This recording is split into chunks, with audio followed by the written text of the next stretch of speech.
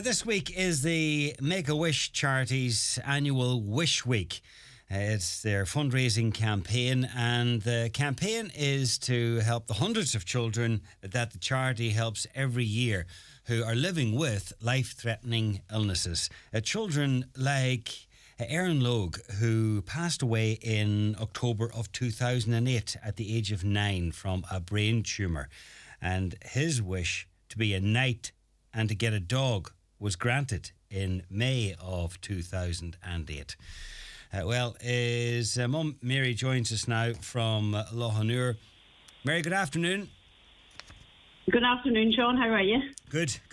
Now, tell us about Aaron, or tell us, I suppose, how it all started. He was just 7 when you noticed there was something wrong. Yeah, it was maybe for a couple of months in 2006. Aaron had been unwell or feeling unwell, and he'd been to the hospital a couple of times. You know, it was different things said, this was this and that, and then eventually at the end of October, he was diagnosed with a brain tumour in the Kenny Hospital. So we were transferred then to Beaumont Hospital, and he spent about 6 weeks there where he had surgery, and the tumour that he had was a very unusual, a rare tumour. Now, the consultant we were dealing with said in his time in Crumlin he had only seen, Aaron's was a third of that tumour that he had seen, so it was quite a rare tumour. So he went through chemo and then the radiotherapy and that. But during that time then, it was when he was in the paediatric ward in the Kenny Hospital that one of the nurses there mentioned Make-A-Wish and said they would like to put his name forward to have his wish granted. Brilliant. So that's how we became aware of Make-A-Wish then at that stage. So the way it works is you have to apply, is that correct? That's basically it. So the child has to be nominated. Somebody has to nominate the child to have their wish granted. Okay. And what happens then is there's volunteers that work with Make-A-Wish throughout the country, and we were very fortunate. We had 2 lovely girls, Eileen O'Donnell and Carol McHugh, and they then got in contact with us, basically were in contact with us and came out to the house to meet Aaron and to talk to Aaron about what his wish, what he wanted. But previous to that, you were told that there was 4 things that the child had to think about. I want to be, I want to get, I want to meet, or I want to go. So Aaron was asked to think about these things, and it'll be narrowed down then to one of, either to be or to go or to get or whatever it was. Okay. So that's how all that happened. And on the final night that the girls came out to make the decision, initially it was, what we understood from him was that it would be Disneyland, it would be either Florida or Paris or somewhere like that. Yes. And on the night then when the girls were there, he kind of just took the one from under us, because when he was asked what was the bestest thing that he would want to get, was a dog. There was no talk about Disneyland or anything that night. Basically, I went all of that to become a knight and to get a dog. Okay. Now, to get a dog, you might think would be relatively straightforward, but to become a knight, as in a knight of the realm, a knight in shining armour, that would be, you would think, would be a lot trickier. But they set about making it happen. So tell us where it went from there. You headed off for a weekend, is that right? It all happened in Donegal again that night when the girls were leaving the house, and thinking of the night and all the rest of they said it probably would be somewhere in England that this would happen. But when they were going to the Solas Lois Hotel in Donegal town for whatever reason, and as they drove up the entrance of the thing, there was a huge bronze dragon in the garden, and it lit up. And then, of course, you had the castle background of the hotel. Mm-hmm. So they had a kind of a light bulb moment, and this would be the perfect setting. So that's where it was decided it would happen. And we were taken on the Friday, and this included, the 5 of us, plus the grandparents. My mum and Michael's parents were alive at the time, so they were all included as well. So we were all taken to the Solas Lois Hotel on the Friday, and we spent the weekend there. Now, we were put up in the presidential suite in the hotel, and it was just unbelievable. When we got as far as Mount Charlotte, or just before you headed into Donegal town, there was a patrol car sitting waiting there, and the boys, Aaron has two brothers, Darren and Keelan, so they were taken by patrol car with blue lights as far as the Solaslow Isk. And then when we arrived there, they were like the company and films and that, so you had your knights and you had the king and all of that.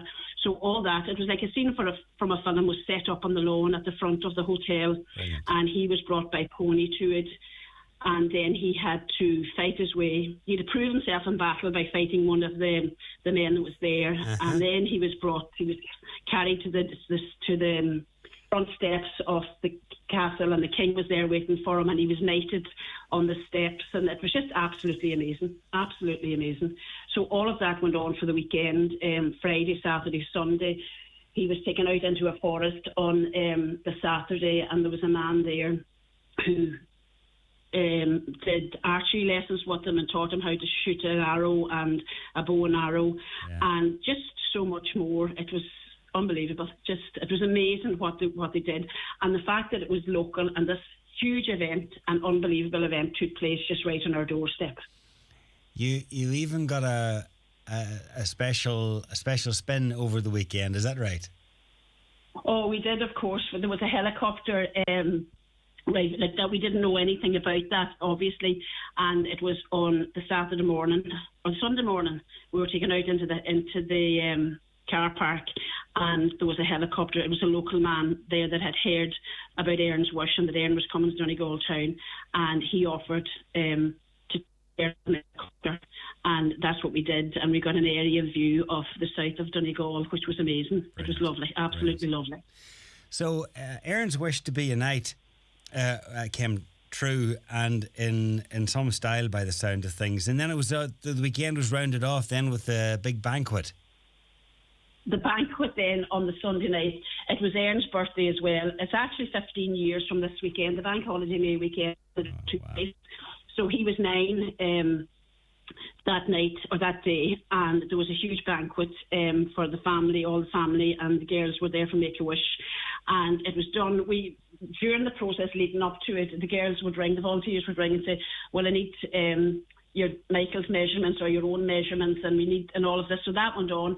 So we had an idea something was happening, but we didn't know what. So then, of course, on that day they arrived with the costumes, and myself and my mum and my mother-in-law were all in gowns and the hats, all of the medieval style, and the men were dressed up. And the food that came out that night, everything was done. There was fish as it had been cooked on the black pan, and all the food was medieval style. Wow. And as well as that then, because it was his birthday, there was a bakery, and the girls had approached the bakery, whole story of what was happening, and that. So the bakery produced a cake, a 3-tier cake in the style of a castle, and there was a knight standing at the door, and there was even a moat in the icing round the cake, and a dog swimming in the moat, which represented Bonnie the dog. It all sounds absolutely fantastic, and it's the sort of thing that Make-A-Wish do week in, week out for others around the country. But just to finish out the story, what about the dog? Were they able to help out with getting a dog for him? Yeah, they got the dog. As I say, we were actually quite shocked because we were expecting Disneyland or something. So they sourced the dog. We had initially said a small dog, and the dog actually had been rescued. Through that we got Bonnie. Now, our house wouldn't be that big and that, so we had a small Labrador, and we got Bonnie. And on the Monday morning then, when everything was over in the Solaslow Isk, we were taken into the castle to rescue. Again, it was set up that there was some other children there, and he had to again fight his way through these to get into the castle to rescue Bonnie. So we had Bonnie then. That's 15 years ago. So Aaron is dead 15. So we had Bonnie up until about 4 years ago when Bonnie died then. A beautiful dog. And it was just amazing. I still look back on the photographs and the video and that, and it was surreal, just absolutely surreal, the weekend we had. And it did us all so much good because, for that weekend, everything was put to the back of your mind, what was actually going on, and, the difficulties that was going on at that time in our lives. So it's It made a difference to us, and as I say, Aaron had such a fantastic time, as did his two brothers as well, Darren and Caelan. Everybody was catered for across the board, even though he was the wish child. The whole family was included as well. Yeah. And that's so. And Make-A-Wish is totally funded by charity and charitable donations, so it's important. I know, at the minute things aren't great for people financially and stuff like that, but when I see what was done for Aaron and for our family, it's amazing, and it's important that, if anyone has a few extra pounds, that you get in contact with Make-A-Wish and do something, because it makes such a difference in the child's life and the family's life, for that time. And just to let listeners know that, this, far from being a one-off, there was actually 183 wishes granted last year. I was just looking at the website. And yes, of course. And to date, there's been almost 3,000 wishes granted in total. So it's... there would be, of course. Yeah. And at the minute now, there's 270 children are on the waiting list, hoping and dreaming that their wishes will come true. And that has been, I've been told by Susan in the office in Dublin, that's a 65% increase in the application. So that in turn means that there's a huge increase as well in the amount of children that are actually living with life-threatening illnesses. Yeah. So it's important. I just feel I would be obviously very passionate about it, and how important it is that, when it only takes something small, if everybody contributes something small, that adds up to a lot. That it'll grant some child's wish. Yeah, and it made such a difference to Aaron at the time. I mean, to have in a way not one but two wishes granted, and just the day, the way you described your day at Loyas Castle, it just sounds fantastic.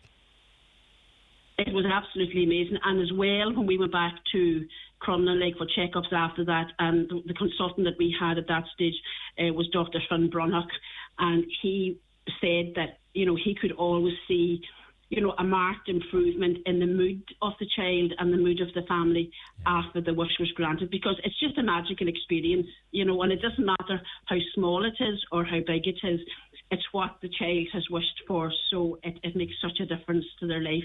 And then we have all the photographs, we have the video footage and all of that, and you have that to hold on to along with your own memories as well. So it's a wonderful organisation, and very close to our heart, and to friends and neighbours, and the people that were aware of what had happened and what was done for them. Yeah.